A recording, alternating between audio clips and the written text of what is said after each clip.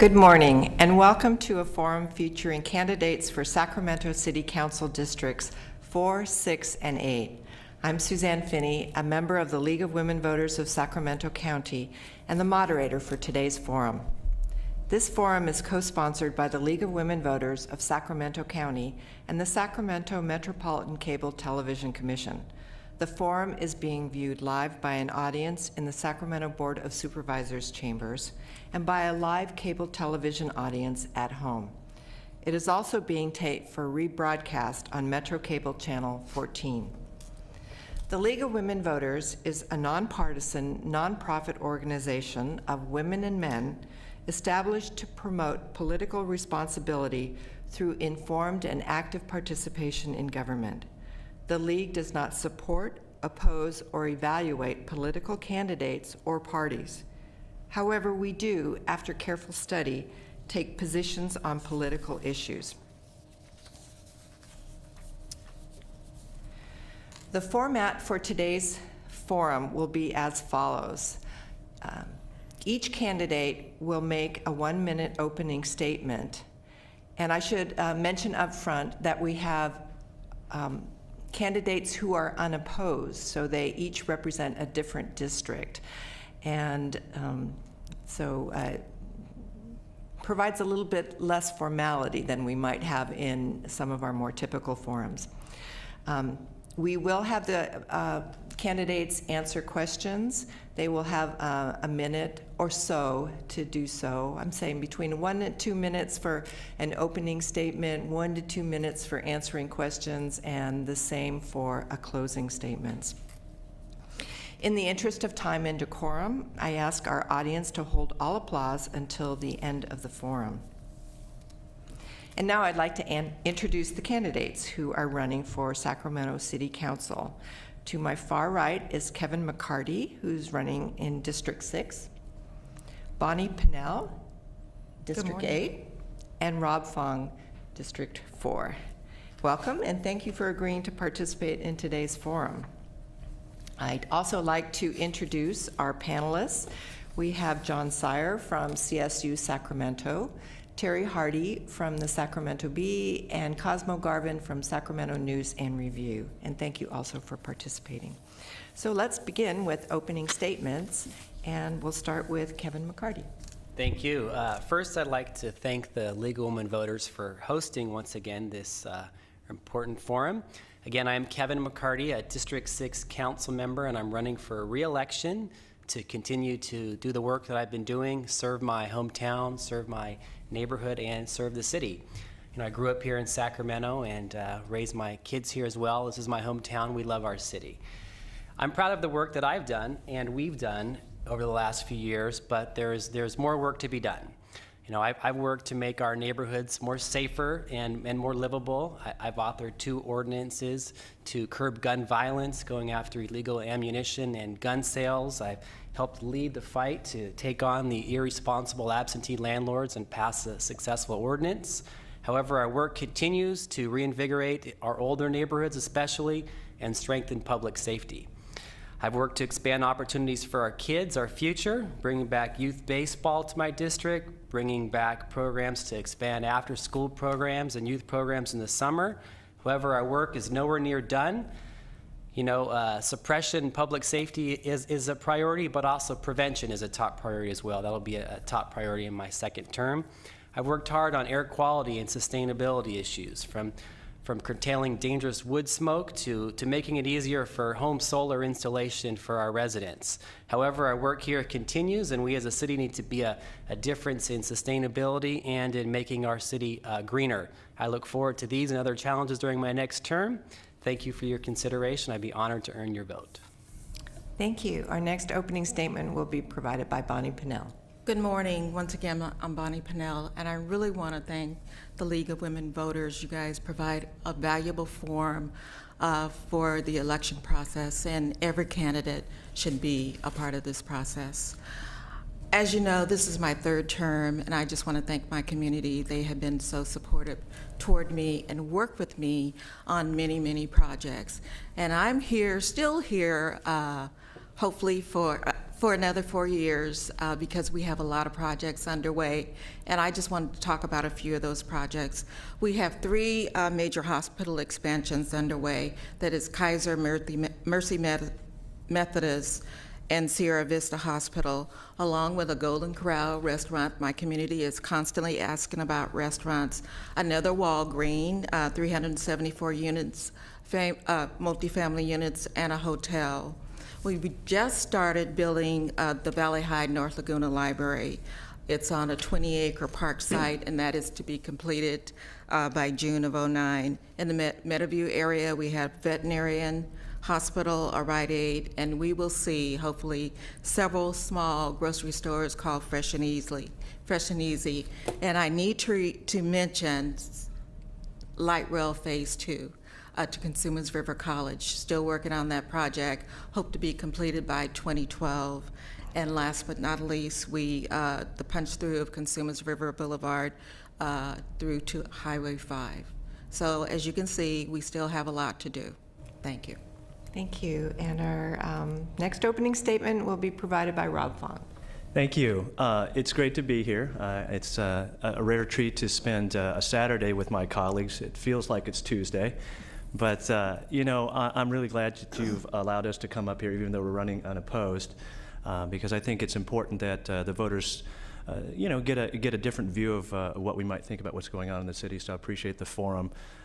It's really my privilege to represent District 4. It's my home district. I've grown up and lived in it my whole life, and District 4 is a great district. We've got a lot going on, and I think the challenge for all of us, frankly, is to not only represent our districts, but to really take a look at the city and the region as a whole. And I think that's always kind of a constant struggle because we're elected by district, but it's certainly my privilege to represent the voters in District 4. I think they care intimately about what's going on in the region, and I know we're going to get to it in the questions, but I really do look forward to serving another 4 years and moving the ball forward for the city and the region. So thank you. Thank you. And now we're going to move to the question and answer portion of this forum, and we have 3 candidates. All will answer the same question.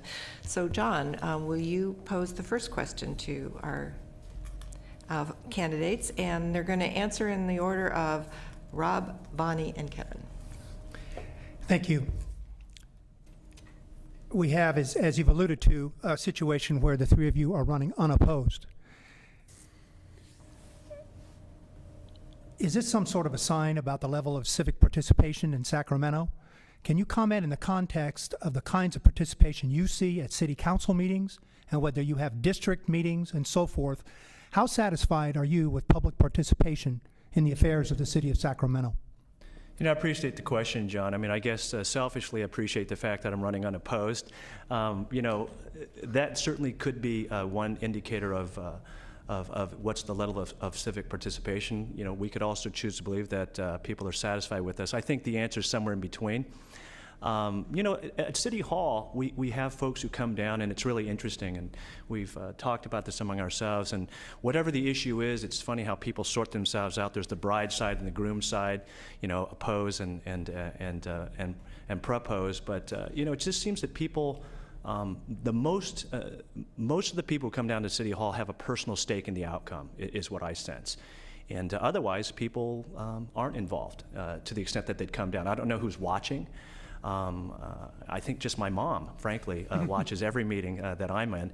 But, my sense is that we still live in a place where people care about what affects them personally, whether it's gas at $4 a gallon, or someone proposing something in their neighborhood. So I think that should we have more? I think that's probably normal. Thank you. Bonnie? It was kind of scary for all of us to be unopposed.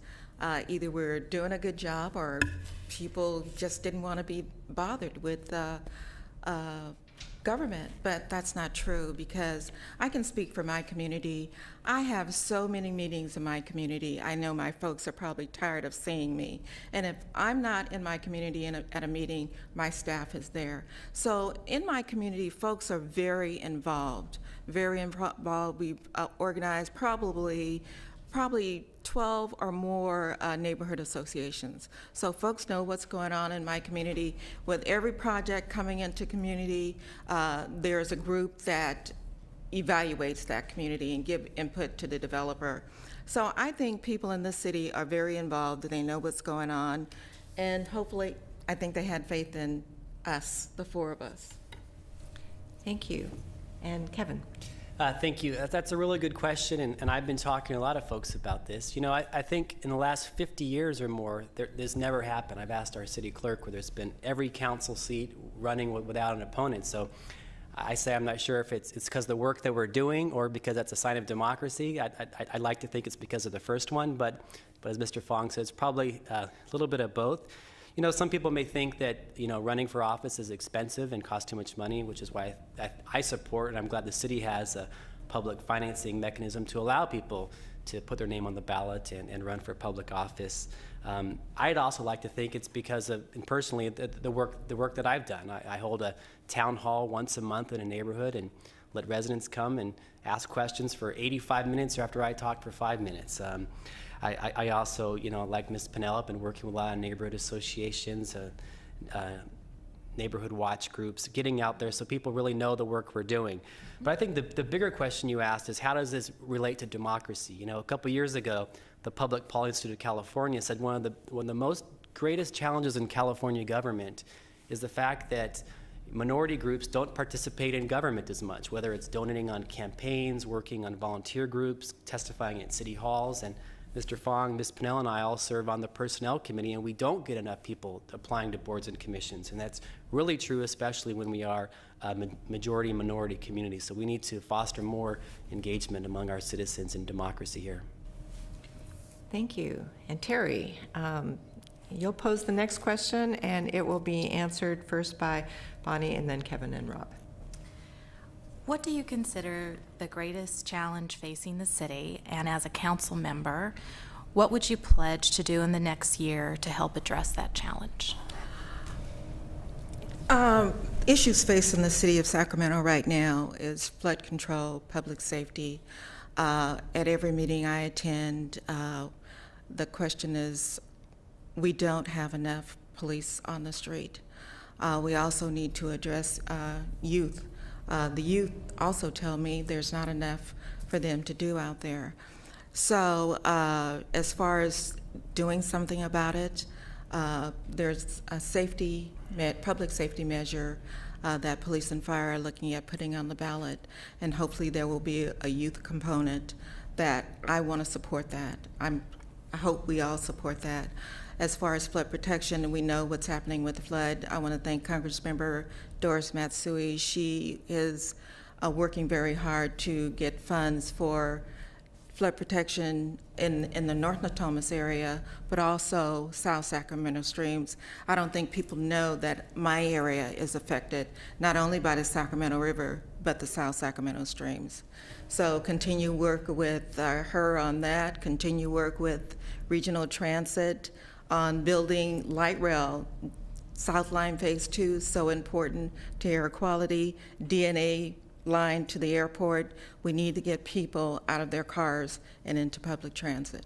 So my focus will be working on public safety, flood control, and transportation. Thank you. Kevin? Okay. The number one? Mm-hmm. Okay. Of course, with a $58 million budget gap, I think our number one issue is our finances, getting our financial house in order. You know, our budget really is our blueprint for our values for the city of Sacramento. So it's not just a slash and burn and move on to the next year. So we need to make some tough decisions, which I think we're doing, making some adjustments in personnel and budgetary matters, using one-time funds to cover it, and really kind of build the base so we could expand revenues in the city. You know, all the stuff that I want to do in my community, whether it's kids programs or parks, all depend on having, you know, a strong economic engine. So whatever we can do to foster that economic expansion is a priority. Certainly, as Ms. Pennell mentioned as well, we need to invest in our neighborhoods too, and that's a big priority, is investing in our kids. And so as we look at this budget, I think it is important to talk about ways we can expand revenues in the future. And there is a proposal we're going to be discussing in the next few months, either a sales tax or a parcel tax measure to expand public safety.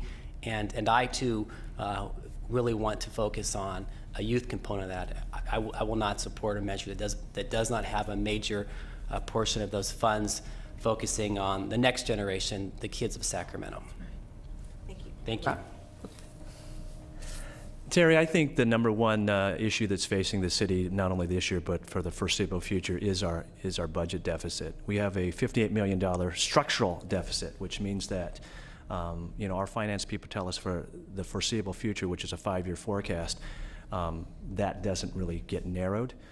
So I think Kevin's done a good job of talking about the short term. We've got to do what everyone does when they don't have enough money. You have to make cutbacks.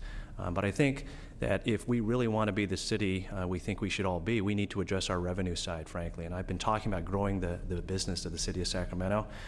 The city gets revenue in 3 kind of real ways: property tax, sales tax, and users utility tax. And we're going through a general plan amendment process right now. And frankly, the land use decisions we make for our really last kind of big growth for the next 25 years, I think has to be imbued with a sense of, well, what's the fiscal kind of outcome, and working with our economic forecasters to talk about, what really should we be basing our economy on. I mean, we're all kind of feeling the crunch of being a home building economy.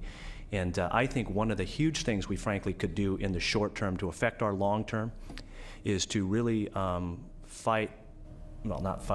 to create an agreement with the County of Sacramento to come up with a revenue sharing agreement for all of the kind of land use decisions we make going forward in our growth areas. Because frankly, the city and the county, I think, both have vested interests in kind of defiscalizing land use, but more importantly, figuring out a way to maximize the revenue generators that we can then together attract into the city and county.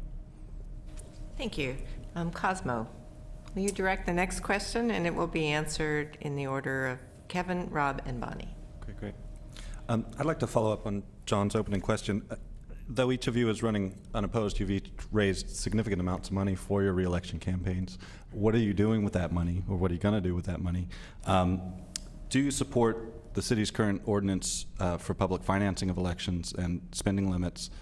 If not, why not? If so, why haven't you taken advantage of that in your own campaign? Kevin? Thank you. Well, when I ran 4 years ago, I ran in the most expensive primary election in the history of Sacramento. So running for re-election, like any good candidate or any good Boy Scout, you want to be prepared. So I began talking to my friends, family, and supporters many months ago, and raised money really before I knew I had an opponent. So luckily, I don't have to run and spend those monies. And I guess your question is, what can candidates do with that money? Well, legally, they have to be used for political purposes or donating them to charity and so forth. So, they'll sit in my campaign coffer, and, the next election I run for, I can use it for that, or I can also donate it to things that I deem are important in my district. And I think the key question you ask is what can we do to further foster democracy and encourage people to run for office? I frankly was looking forward to someone to running against me. I think it creates the opportunity to talk about issues, and that's why I fully support the public financing system we have here in Sacramento. And I think we should do all that we can to make sure it's workable and usable and works for people who want to get involved in public office. Thank you. Rob? So I have a 9-year-old son, and we're taking golf lessons together. And he says, Dad, you're having all these fundraisers. Since you have all this money, is there any way we could put a putting green in the backyard?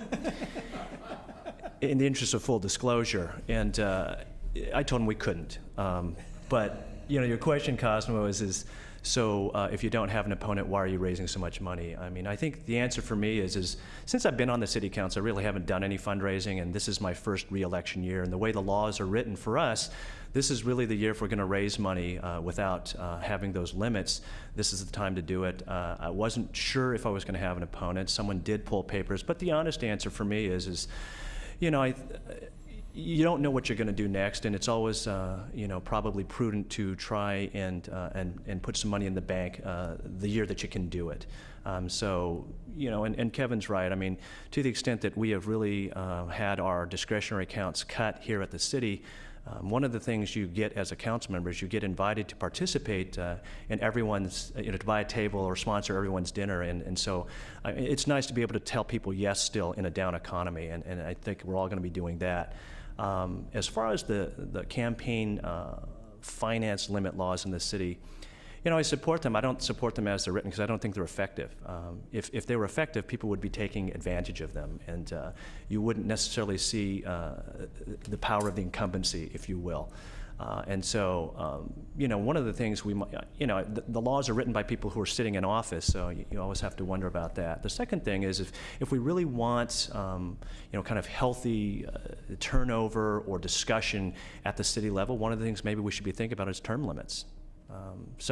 Anyway, those are kind of my thoughts. And Bonnie? Can I just say ditto, Kevin and Rob? First of all, I do support campaign finance reform. I think it gives an opportunity for other folks to run for office.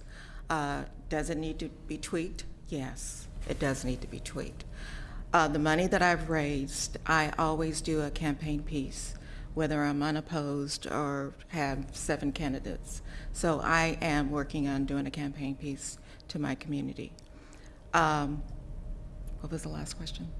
Support public financing. I do support it. Okay, great. Thank you. Terry, Yes. mix things up. Can you Okay. pose a question to Rob, Bonnie, and Kevin? Sure. We'll answer in that I'd order. like to just get into a little bit more about the budget, that you talked a little bit about it. Earlier this week, the city released its proposed 0809 budget to include an 8% cut in public safety, 20% cuts for other departments, and the use of $20 million in the city's reserve. Do you support the budget as proposed? And if not, what would you want changed? And we're going to Rob, right? Yes. I do support the budget as proposed. I will also tell you that we're going to go through a bunch of budget hearings now and get presentations from every department. There might be some tweaks in there because what our department heads have cut, they're going to have to bring to us, and we're going to have to balance what the kind of outcome will be for the citizens. But we've got a tough budget. And I want to give credit to our city staff. I mean, it's not easy what they've done and what they're doing. And I can tell you, Terry, it's going to be just as hard next year. And then I think in 2 years, all of our employee contracts come due. And, that's also going to be a very difficult thing if the economy hasn't changed. But to your question directly, do I support the budget as proposed? In large, I do. I'm still wading through it. It was delivered, and it's a weighty document. Certainly, the summary is easy to get through, but the devil's in the details. And as you know, we're going to be having a series of budget hearings now, so we'll be staying in touch. Thank you. I do, thank you. I do support the budget as proposed. Our staff has put a lot of work in it, and I do want to commend them. But we all need to think about this. This is tough times. We've been here before, many years ago, and the city is $58 million. The state of California is $20 billion, trillion at the federal level. So we're all in the same boat across the country, and we all have to make sacrifices. Public safety, 8%, and the rest of the departments, 20%. We are all making cuts, even at the council level, and we don't get a lot of money. So I know we're going to overcome this. We've done it before, so. Thank you. Thank you. And Kevin? Thank you. I too, in some, support the direction we're headed. I just want to make 3 points on it. One, I think we did hear loud and clear that public safety is our top priority. We spend roughly 2/3 of our monies in public safety, so the cuts to those are less in other areas. So I think that's important. It kind of speaks to the vision the residents want. I think number 2, this is kind of a wake-up call. because we're taking $20 million from our reserve, and our reserve is left with less than $10 million after that. So this kind of buys us a year. So next year, we're going to either have to have some really good economic news across the state and the nation, grow our city, as Mr. Fong alluded to earlier, or come back and make some even more harsh decisions. 3, I think the city did a good job in looking as far as how we can fine-tune our spending. 90% of what we do in the city is going to remain the same. One example that they're doing, which I support in my district, they're closing a swimming pool. People may say, wow, it's a swimming pool, that's really bad, you're closing it. But it was a swimming pool at Hiram Johnson High School, which was less than a mile from Tahoe Park Elementary. So are there things that we're doing in the city which, frankly, you really do during good times and you have a benefit of kind of a, and then in the more negative times, you look as far as how you can cut back, but really don't affect too much the services that our residents come to know and trust. So I think in general, we're making the right decisions. Thank you. And we're going to conclude the question and answer session right now and move into the closing statements for the candidates. So we are going to start with Kevin McCarty, who's running for District 6. Again, thank you again for the public for watching today. I know there's probably 3 million people out there watching live on TV right now. And also the participants today and the league. I look forward to the challenges of my next term. I think we have a bright future, but the needs and the work continues. We need to focus on smart planning, getting our budget in order. Focusing on kids, really investing in our neighborhoods. Greening our city, making us safer. This is just a partial list of some of the things that I'd like to tackle in my next term. Preparing for today, I looked at my notes from 4 years ago to look at what I wanted to address in my first term, and I think I've done a good job looking at those issues and really want to take it up to the next level.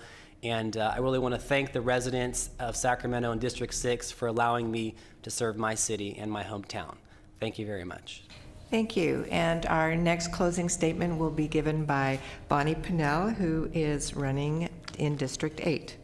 Once again, I want to thank the League of Women Voters for hosting this forum, and our questionnaires over here. You guys have done a great job. You weren't that tough on us. And just thank my community for having faith and supporting me once again for another 4 years. We worked hard to change things in District 8, and I can say with Phoenix Park, formerly known as Franklin Villa, we've turned that community around. So I'm proud of the accomplishments that we've worked on. Another 4 years, we have many other challenges throughout the city of Sacramento, but I know we're going to overcome them. So I have faith. Just thank you once again. Thank you. And our final closing statement will be given by Rob Fong, District 4.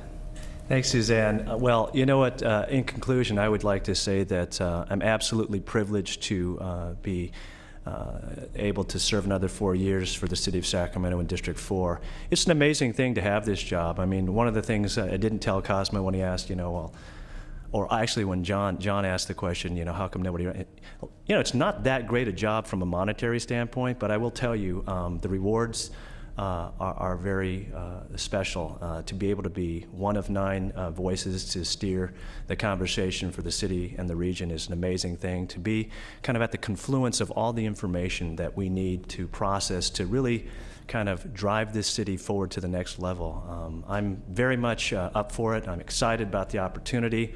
I feel like after 4 years, I'm kind of getting my feet under me, and I'm really looking forward to serving the city of Sacramento and help us take that next step from government town to capital city. Thank you. That concludes the forum for candidates running for Sacramento City Council. On behalf of the League of Women Voters and the Sacramento Metropolitan Cable Television Commission, I thank the candidates Kevin McCarty, District 6, Bonnie Pinnell, District 8, and Rob Fong, District 4, and our panelists, John Sire with CSU Sacramento, Terry Hardy with the Sacramento Bee, and Cosmo Garvin with the Sacramento News and Review. I would also like to thank all the volunteers who have made this forum possible. This forum has been designed to impart information to you the voter, in accordance with our belief that a democratic government depends on the informed and active participation of its citizens. We hope that the insights that you have gained from this forum will help you in making your decision. For voter information and rebroadcast times, please visit our Smart Voter website at www.smartvoter.org. Please vote on Tuesday, June 3rd, and help make our democracy work. Thank you. Thank you. Thank you.